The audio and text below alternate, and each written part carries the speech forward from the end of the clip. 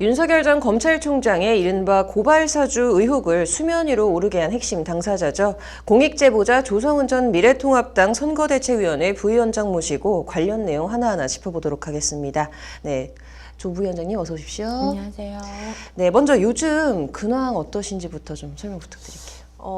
이제 녹취록 공개, PD수첩을 통해서 공개된 전후로는 또다시 이제 사건을 말씀드릴 기회가 좀 있어서 여러 인터뷰 응하고 있고요.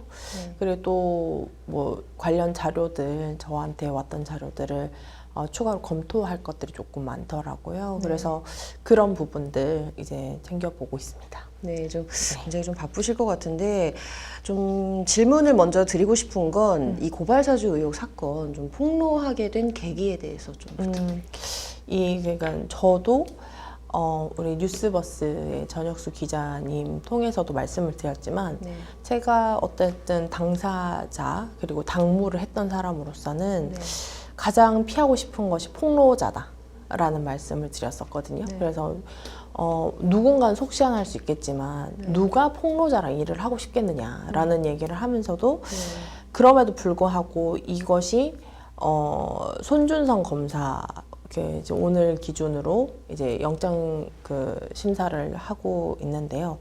이분이 정말 현직 대검 범정 과장으로서 손준성 보냄이라는 거 그리고 이제 선거 기간이나 이 법정 선거 기간의 의미를 누구보다 제일 잘 알 대검 고위 간부가 전혀 스스럼 없이 그런 거를 기획을 하고 이제 전달이 됐고 했다는 사실은 사실 단순히 제 개인적 이익보다는 월등한 공익적인 이익이 있다고 생각을 했습니다. 그래서 이런 부분들은 밝혀져야 된다는 설득에 제가 거기에 공감을 했고요. 그리고 또 이게 적당한 수준에 드러나는 거 그리고 모두가 이제 확신에 차는 사건 전체가 드러나지 않는 수준의 단순히 저에게 전달만 됐습니다의 수준에서 공개가 되면 이게 오히려 더 안 좋을 수도 있다고 생각을 해가지고 전면으로 사건을 드러내고 이게 다시는 있어서는 안 될 국기문란 사건이다 라는 내용들을 밝히려고 지금도 노력을 하고 있죠. 네.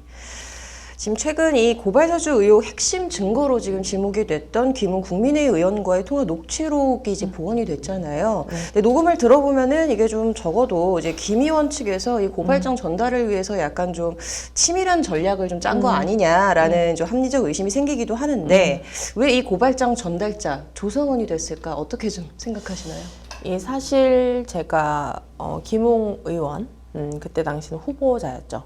제가 이제 N번방 관련 TF를 하면서도 굉장히 이제 다른 방송에서 말씀을 드렸지만 그때 당시에도 이제 김웅 검사는 굉장히 이제 선량하고 그 다음에 또 대중 친화적이고 또 여성 친화적이고 굉장히 젊고 이렇게 뭐라고 할까요?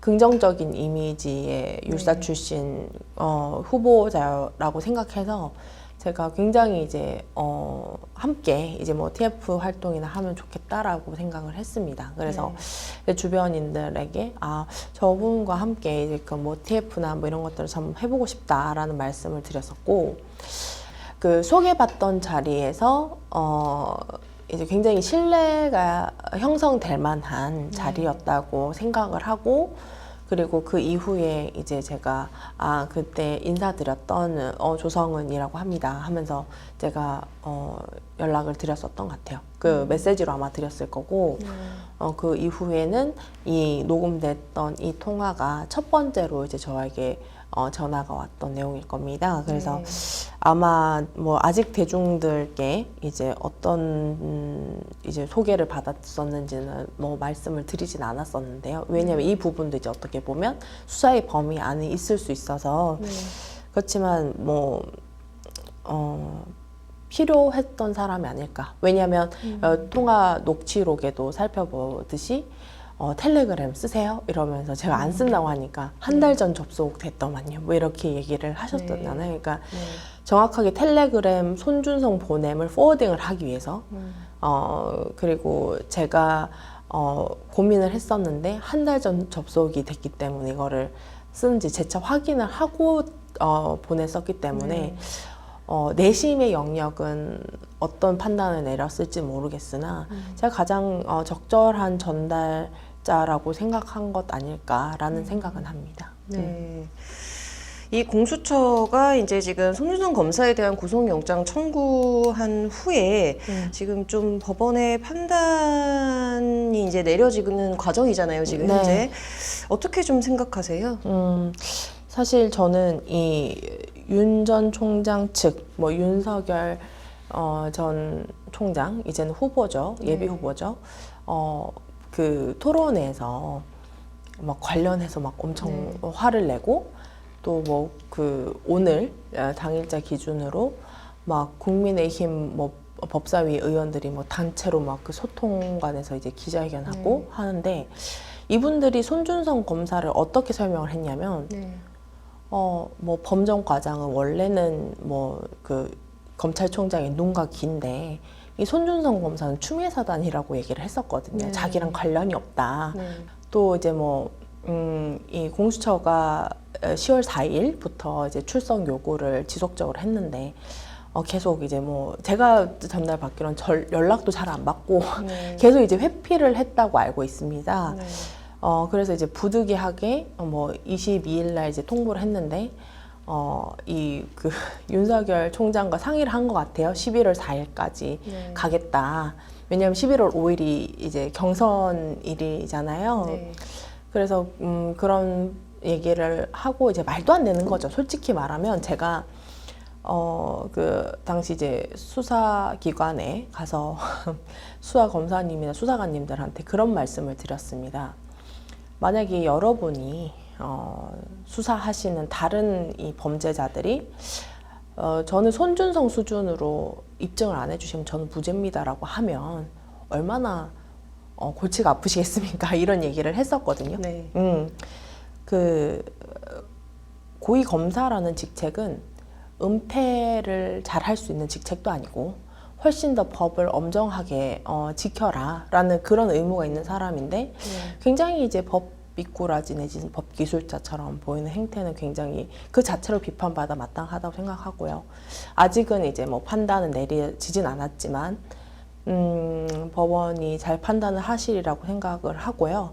설령 이게 뭐 기각이 됐다고 면책이 될 수 있는 상황은 아니고 뭐 11월 5일 이후에 또 구속영장 청구를 하겠죠. 근데 그때의 위법성은 더더욱 짙어진다고 생각해서 오히려 더 자기 무덤을 파는 거 아닌가라는 생각도 합니다. 그리고 누군가의 이제 뭐 인신 구속을 뭐 기쁘다라는 표현을 하기에도 굉장히 조심스럽거든요. 그렇지만 이 국기문란 사건에서 어떻게 보면 첫 번째 당사자가 이제 김웅 의원이고 두 번째 당사자는 이제 손준성 검사입니다.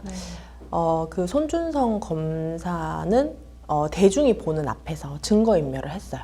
그 손준성 보냄이라는 그 텔레그램 계정을 삭제를 했거든요. 사실 전 국민이 그거를 봤죠.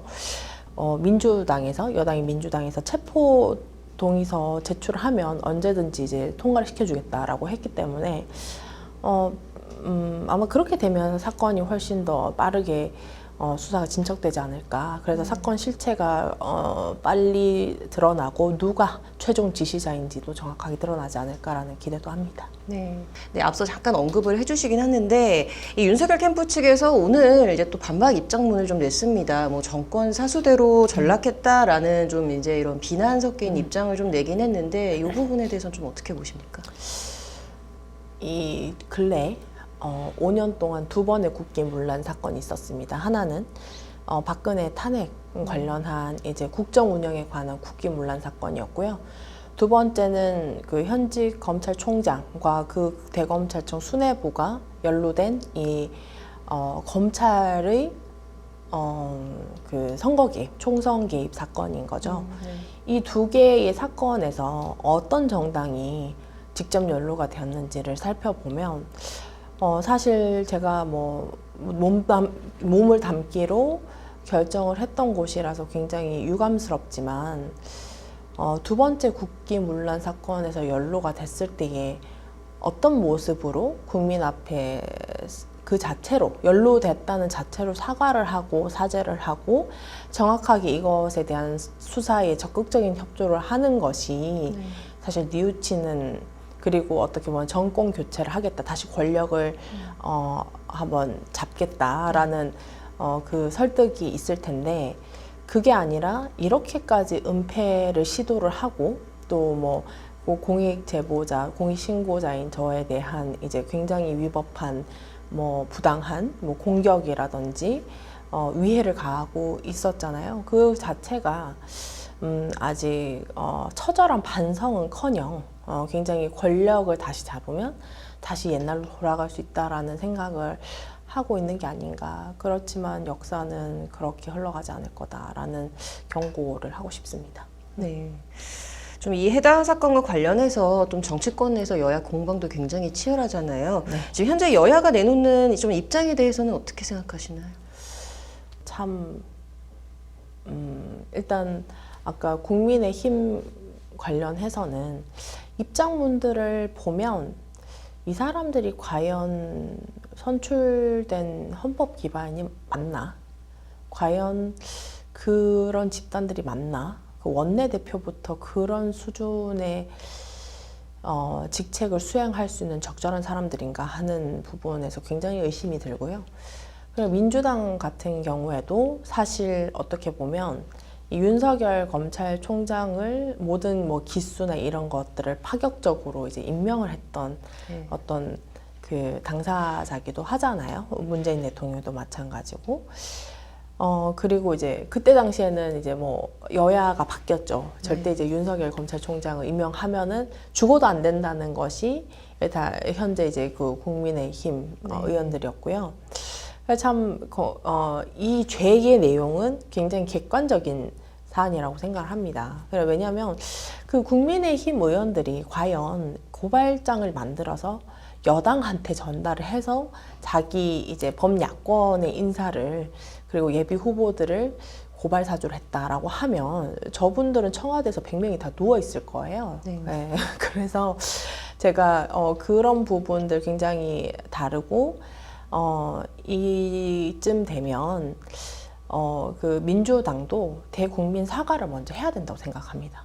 이런 부적절한 검찰총장 임명이 있었고 이 사람들의 부적절한 직의 수행이 있었고 이걸로 인해서 지금 이 드러나는 국기문란의 죄에서 어쨌든 이 책임 있는 여당으로서도 그 사과가 먼저여야 된다고 생각을 하고 뭐 갑자기 뭐 자기들 임명했는 사람이 아니게 된 거는 아니잖아요. 그래서 뭐든지 매듭을 풀려면 첫 번째 사과할 거 깨끗이 사과하고 그 다음에 죄를 밝혀라라고 하는 것이 더 적절하지 않을까 생각합니다. 네. 지금 이 고발사주 의혹 그 정점에는 이제 윤석열 전 검찰총장이 있다라는 취지의 발언을 좀 앞서 몇 번 언급을 하셨던 것으로 알고 있는데요. 좀 그렇게 주장하시는 이유가 있다면? 네, 제가 지금까지 이 사건을 공익 신고를 하고 이제 정말 많은 에피소드를 만들면서 한 달 반, 거의 이제 2달에 가까운 시간을 흘러왔는데요. 제가 일단은 지금까지 약 2달 정도의 기간 중에서 주장만 하고 끝낸 내용들은 없는 것 같습니다. 저는 이제 주장을 하고 그 근거를 제시를 하고 그 근거들이 뭐 조작이나 뭐 이런 뭐 허위적인 내용이 아니었다라는 것이 이렇게 하나씩 밝혀오는 과정이라고 생각을 했는데요. 제가 뭐 이 사건 안에서 특별히 뭐 윤석열 총장이 밉거나 그를 위해를 가하기 위해서 그런 주장을 하는 건 아닙니다. 왜 2019년 말에는 제가 윤석열 총장에 대해서 굉장히 이제 좋게 평가를 했었거든요. 지금 생각하면 너무 부끄럽지만. 근데 첫 번째로 제가 뭐 공익 신고를 할 때의 취지에 이미 다 진술을 했던 내용인데요. 이 고발장, 4월 3일자 고발장의 이익 당사자는 정확하게 피해자 윤석열, 피해자 김건희, 피해자 한동훈이었습니다.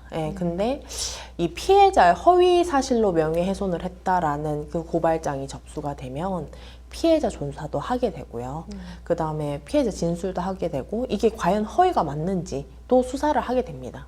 그러면 윤석열과 김건희, 처인 김건희 이 두 사람이 피해자로 적시된 이 고발장이 당사자의 동의 없이 검찰에서 작성이 되면 여차하면 갑자기 총장이 조사받을 수도 있고 그 다음에 처가 조사받을 수 있고 이게 허위인지 또 수사를 받을 수 있는 상황에서 이게 과연 그의 동의 없이 작성이 될 수 있는 문서인가라는 부분에서 제가 애초부터 의문을 제기를 했었고요. 네. 그 다음에 이제 징계 결정문을 본 것은 제가 음성 파일을 복원을 하고 나서 이제 저희 음성 녹취 안에 김웅과에 대하여서 단서들이 나왔기 때문에 이 채널A 사건 관련한 내용들을 이제 앞뒤, 그러니까 앞에는 진상 보고서, 뒤에는 이제 징계 보고서를 살펴봤는데요.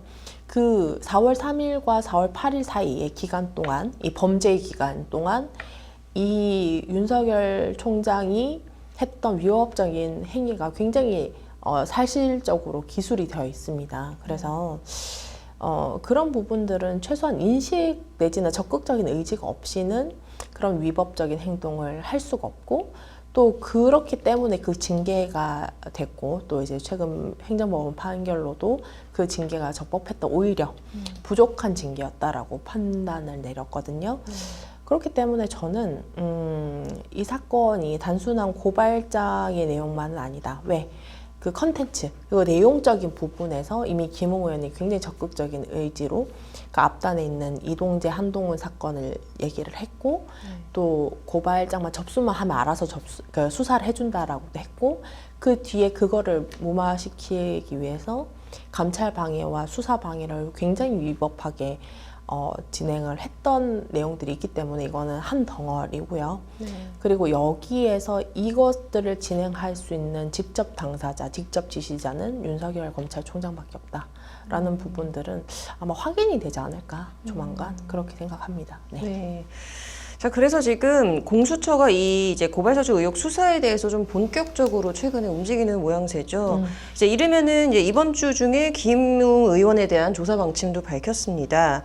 다만 이제 일각에서는 김 의원이 만약에 출석 요구를 거부할 경우 이 공수처가 이 김 의원을 당장 조사하기는 좀 힘들 수도 있다라는 전망도 나오고 있는데요. 이제까지 공수처 수사 상황 등 좀 이런 것들 전체적으로 어떻게 보세요? 제가 좀 그런 말씀을 많이 드렸어요. 제가 믿을 거는 수사기관밖에 없다. 네. 그리고 이렇게까지 대검 검사 간부들이 이런 태도로 자기의 죄를 은폐시키고 굉장히 이제 보기 좋지 않은 모습을 이 명예가 실추되고 하는 거는 회복될 수가 되게 없을 수준으로 지금 떨어지고 있거든요. 그래서 제가 이전에도 이렇게 몇 번 말씀을 드렸지만 이것들을 이 검찰이라는 조직은 그들은 퇴직을 하더라도 지속적으로 이제 가야 되는 집단 아닙니까? 그들은 그럼 앞으로 누가 대검 그 범정 과장도 그렇게 수사받던데 이렇게 하고 범죄자들을 어떤 명분으로 그들이 수사를 할 수 있을까요? 징벌을 할 수 없겠죠. 그렇기 때문에 제가 이것들을 회복하기 위해서는 이 검찰 스스로 그리고 이제 수사기관 스스로 아주 냉혹하다고 할 수준의 수사를 하고 이제 처벌을 할 의지를 보여야 국민적 신뢰가 회복을 할 수 있다라고 말씀을 드렸고 오히려 대검찰청과 중앙지검, 서울중앙지검은 현직 검사 연루까지도 사실 밝히기가 쉽지는 않았을 텐데 그것을 확인을 하고 공수처를 이첩을 했지 않습니까? 그것도 굉장히 높게 평가를 해야 된다고 생각하고요. 공수처 입장에서는 이제 이 전체 사건을 직접 수사하는 이제 수사기관으로서 굉장히 많은 어려움도 있었다고 생각을 합니다. 왜냐하면 이제 우리야 이제 그 언론에 비춰지는 사람 뭐 윤석열 맨날 돌아다니고 뭐 김웅도 뭐 돌아다니고 손준성 검사는 이제 제가 계속 이제 방송에서 언급하니까 이제 알고 있는데 이 지시 관계를 확인을 하고 수사를 해야 되는 내용들이 있어서 그 수사관들부터 굉장히 꼼꼼하게 수사를 해야만 이 죄의 명확한 입증을 할 수 있다고 판단해서 굉장히 차분하게 차근차근 수사를 했다고는 믿어요. 믿고 그렇지만 이제 더 이상 이 수사의 타이밍상 늦출 수 없는 시기가 왔다라고 판단하신 것 같고 그래서 이제 그 굉장히 이렇게 피의자가 비어조접이면 일반적인 범죄자들은 벌써 구속되거나 집에서 아니면은 이제 그 출근하지 않고 구치소에 있겠죠. 그래서 이런 부분에 대해서 그 결정을 한 것 같고 공수처는 요번이 첫 번째 국감이었거든요. 네. 이 기관이 정말 그 반짝하고 사라질 기관이 될지 아니면 이 기관이 있어서 그래도 참 저런 범죄도 처벌이 되고 나라의 기강이 잡히는구나 라는 이거가 될지는 기로에 서 있다고 생각합니다. 굉장히 무거운 책임감을 스스로 느끼지 않을까 생각을 합니다. 네.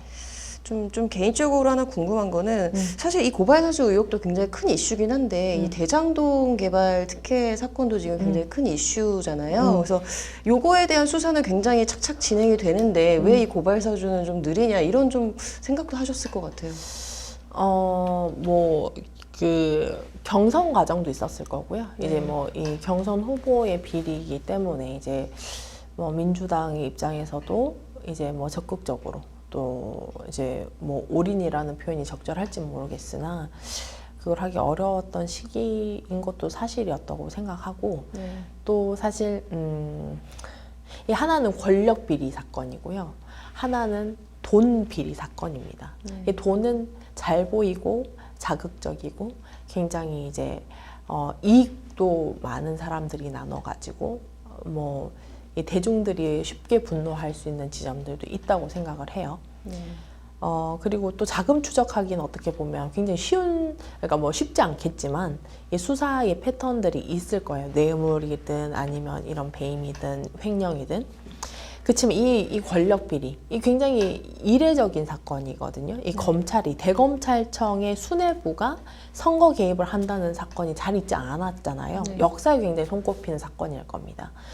그리고 이제 이 사건들은 굉장히 내밀한 지시, 그리고 굉장히 폐쇄된 집단에서 그리고 그 검찰청 중에서도 일반 뭐 평검사나 이 지방의 어떤 검찰청의 검사가 연루된 것이 아니라 최고의 이제 정점에 있는 대검찰청 총장과 그에 관련한 가장 측근인 검사들, 대검 수뇌부가 이 지시 관계, 권력 관계, 그리고 어떤 자신의 수사를 굉장히 이용하는 이런 부분들을 이제 악용한 죄이기 때문에 굉장히 이례적이고 굉장히 다시는 없어야 되는 죄이긴 하지만 이 대중들도 저래서는 안 된다는 생각은 있지만 이게 또 사실 굉장히 언론도 취재가 굉장히 어려웠을 것 같아요. 그래서 뭐 그런 저런 것들 제가 이해심이 많아서 다 이해해 주는 건 아니지만 그래도 어떻게 보면 대장동 사건에 대해서 저도 이제 많은 의견들이 있지만 그걸 제가 자제를 했던 거는 제가 아무래도 이 공익 신고를 했던 내용에 대해서 이제 벗어나게 되면 이게 희석이 될까 봐 제가 자제를 했었는데 대장동 사건은 있어서 안 됐지만 있을 수 있었고 이제 앞으로도 또 있을 수 있는 범죄지 않을까라는 생각을 해요. 그리고 이런 뭐 돈의 유혹을 굉장히 벗어나기가 힘들겠죠. 대신에 이런 것들은 이 고발 사주, 선거 개입 사건이라고 생각을 하는데 이거는 헌정 질서를 정면으로 무너뜨리는 겁니다. 특히나 이제 대검찰청, 이 수사기관의 한 축이요. 왜냐하면 자신에게 불리한 취재를 했던 기자들, 언론인들을 자신이 직접 수사를 하는 것도 아니고 차도살인, 이제 다른 사람 손에 접수만 해. 우리가 다 알아서 수사할 거야. 그리고 빨리 입 다물게 수사를 개시를 해야 돼라고 고발장에 적혀 있었고요. 또 야당 그 자신에게 불리한 주장을 하는 정치인들을 굉장히 특정을 하고 그리고 어떻게 보면 기자들에게 자신들의 위법한 수사를 완곡하게 그다음 회피하기 위해서 이제 그 이동재 씨나 등등에게 이제 취재 사주 이런 부당한 뭐 가혹한 수사를 할 거다라는 이제 협박을 하게끔 하고 이런 일련의 과정들은 그동안 이 윤석열 검찰총장의 수뇌부들이 이 수사 대상들 내지는 일반 국민들 또는 언론들을 어떻게 보고 있는지 굉장히 적나라하게 보여주는 사건이라고 생각합니다. 그래서 심지어 이 사람들이 대선에 나오고 이 사람이 대선에 올라가면 자신들은 수사에서 벗어날 수 있다고 믿는 그 모습까지도 지금 보이고 있잖아요. 앞으로 이런 식의 권력을 쟁취를 할 수 없고 이게 권력을 쟁취하는 방법으로도 쓸 수 없다라는 것들은 이제 법원뿐만 아니라 제가 대중하게 공개되는 공개를 하고자 하는 마음을 먹었던 것도 국민들이 이건 절대 안 된다라고 생각을 하셔야 된다고 생각을 해요. 그래서 제가 정면으로 밝히고 있고 또 법원도 최종적인 그런 판단들을 아주 엄중하게 하시지 않을까라는 생각을 합니다. 네. 말씀을 종합해 보면은 이제 대한민국의 법치주의의 근간을 흔드는 검찰 수뇌부의 권력 비리 범죄이기 때문에 그렇죠. 이제 엄정하게 밝혀져야 된다라고 그렇죠. 강조를 하신 것 같아요. 네. 자, 마지막으로 이번 고발사주 의혹을 좀 세상에 알리게 되면서 강조하고 싶었던 거 그리고 이번 의혹을 접했던 이 국민들에게 하고 싶은 말씀이 있다면요? 제가 뭐 젊은 이상한 여성이 이상한 괴문서를 들고 이제 뭐 이런 국민들을 이제 현혹시키려고 했다라는 그런 오명을 받고 시작한 사건입니다. 그렇지만 저는 2016년 11월부터 2017년 이제 뭐 1월 이제 탄핵을 하는 그 과정에서 제가 감사하게도 그 당시에 당 지도부, 국민의당, 그때는 이제 국민의힘이 아니라 국민의당 지도부를 하면서 이 국기문란 사건을 이제 탄핵을 하고 그 과정에서 제가 국정조사 준비위원들 했던 시간들이었거든요. 그때 굉장히 제가 느꼈던, 특히나 지금보다 더 어렸을 거 아닙니까? 그때 굉장히 이제 피부로 느꼈던 것들이 있어요. 권력이 어떤 건지, 그리고 통치가 어때야 되는지, 헌법이 뭔지. 저도 이제 뭐 법을 공부를 했던 사람이라서요. 근데 그 공적인 부분에서 그런 제가 귀한 경험을 얻었던 기회가 있었다면 제가 최소한의 소명은 있다고 생각을 했습니다. 이런 사건이 제가 당사자가 아니라 어떻게 보면 목격자 정도였다면 제가 이렇게까지 적극적으로는 하지 않았을 텐데 저가 아니면 사실 이거를 전면에 드러낼 사람이 없더라고요. 그래서 제가 부득이하게 제가 막 어떤 분들은 뭐 관종이다 아니면 뭐 이제 막 언론 플레이 한다, 뭐 공익신고자가 왜 저렇게 시끄럽게 하느냐 뭐 이런 얘기들을 들으면서도 단순한 비위 사건이었으면 제가 저도 제 생활 있고 제 이제 뭐 일반 사적인 생활, 개인적인 생활이 다 망가지는 것을 감내하면서 이걸 하기 굉장히 어려웠겠죠.